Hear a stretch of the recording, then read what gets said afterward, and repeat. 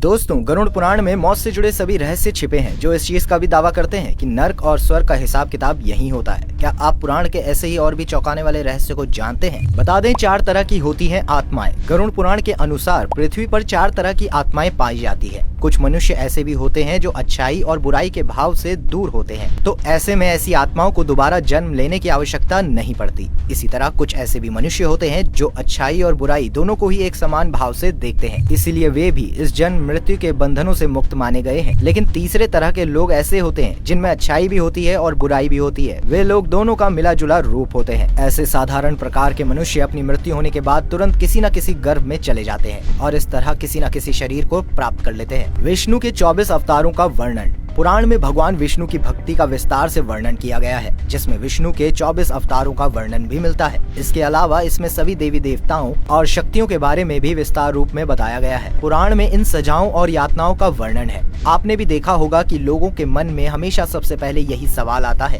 कि मृत्यु के बाद मनुष्य के साथ क्या होता है। इस जवाब को भी पुराण में 3 भागों में बांटा गया है। प्रथम भाग के मुताबिक मनुष्य को अपने सभी अच्छे बुरे कर्मों का फल इसी जीवन में प्राप्त होता है। दूसरे के अनुसार मृत्यु के बाद मनुष्य कुल 84 लाख योनियों में किसी एक में अपने कर्म अनुसार जन्म लेता है। तो वहीं तीसरे भाग के अनुसार व्यक्ति अपने कर्मों के अनुसार स्वर्ग या नर्क में जाता है। वहीं गरुड़ पुराण के दूसरे अध्याय में ये बताया गया है कि प्रेत काल या नर्क में पहुंचने के बाद जीवन में किए गए पापों के अनुसार कैसे यमराज के दास सजा या यातनाएं देते हैं। तो उनमें से कुछ खतरनाक सजाएं हैं। तामिस्त्र पुराण के अनुसार यह सजा उन लोगों को दी जाती है जो लोग दूसरों की संपत्ति पर कब्जा करने की कोशिश करते हैं, जैसे कि चोरी करना या लूटपाट करना। तामिस्त्र के अनुसार ऐसे पापियों को नर्क में लोहे की पट्टियों से पीटा जाता है और ऐसा तब किया जाता है जब तक उनके खून ना निकल आए या जब तक वे बेहोश ना हो जाएं। अंधमित्रम बताया गया है कि अंधमित्रम नाम की सजा उन व्यक्तियों को दी जाती है जो पति पत्नी अपनी जिम्मेदारी को ईमानदारी से नहीं निभाते हैं और एक दूसरे को धोखा देते हैं। इसमें भी तामिस्त्र की तरह ही पीड़ा दी जाती है, लेकिन इसमें पीड़ित को रस्सी से तब तक बांधा जाता है जब तक वह बेहोश न हो जाए। अग्निकुंडम बताया गया है कि जो मनुष्य बलपूर्वक दूसरों की धन संपत्ति को चोरी करता है या दूसरों का किसी तरह से फायदा उठाता है तो उसे अग्निकुंडम नामक सजा दी जाती है, जिसमें ऐसे पापी मनुष्य के हाथों और पैरों को बांधकर आग के ऊपर भूना जाता है। सुकर्ममुखम पुराण के अनुसार जो व्यक्ति अपने कर्तव्यों का त्याग करते हैं, अपने बनाए खराब नियमों द्वारा अपने ही लोगों व जनता को सताते हैं या निर्दोष लोगों को सजा देते हैं और हर तरह के बुरे कार्य करते हैं, तो उन्हें यही दंड दिया जाता है, जिसमें उन्हें किसी चीज से दबाकर कुचल दिया जाता है या किसी भयंकर जानवर के तेज दांत के नीचे पिसवा दिया जाता है।